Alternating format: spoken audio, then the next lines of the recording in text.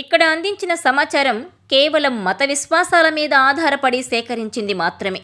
దీనికి సంబంధించిన శాస్త్రీయ ఆధారాలకు సంబంధించి R24 ఛానల్ ఎలాంటి బాధ్యత తీసుకోదు. ఈ సమాచారాన్ని పరిగణలోకి తీసుకునే ముందు పండితులను సంప్రదించి పూర్తి వివరాలు తెలుసుకోగలరు. పై సమాచారాన్ని R24 ఛానల్ ధృవీకరించడం లేదు.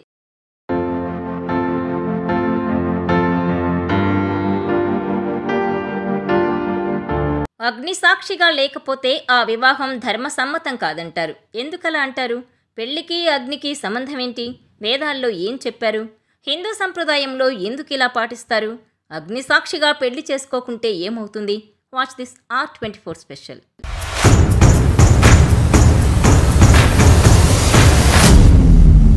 పంచభూతాల్లో ఒకటైన అగ్ని ఎన్నో కర్మలకు సాక్షీభూతమని పురాణాలు చెబుతున్నాయి. అగ్ని పవిత్రతకు, శక్తికి మారుపేరు.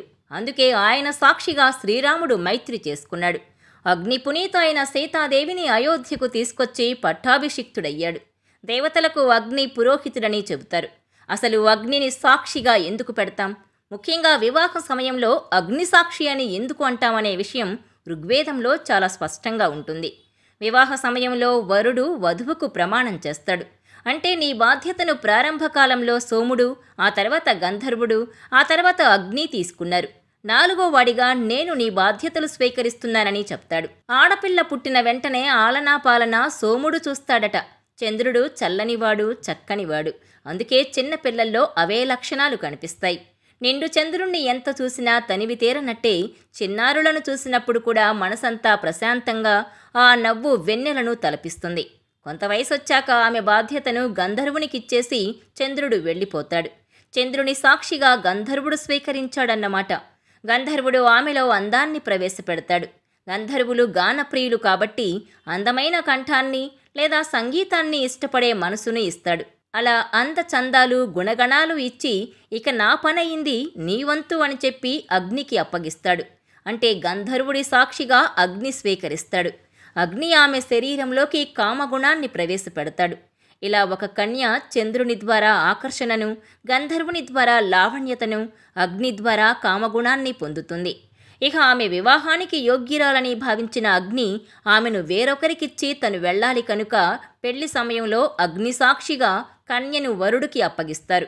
చంద్రసాక్షిగా గంధర్వుడు, గంధర్వ సాక్షిగా అగ్ని ఈమెను రక్షించగా అగ్ని సాక్షిగా వరుడు గ్రహిస్తాడు. ఋగ్వేదంలోని ప్రథమ మండలంలో ప్రథమ సూక్తం అగ్ని సూక్తం.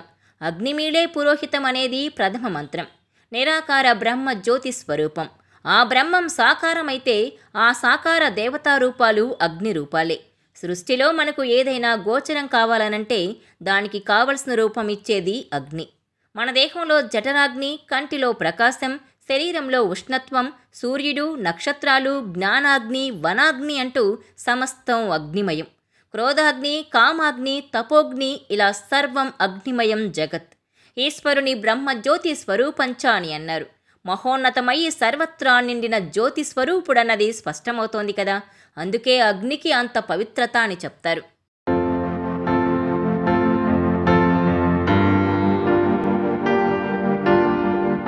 ఈ వీడియో మీకు నచ్చినట్లయితే please share, like and subscribe R24 Telugu.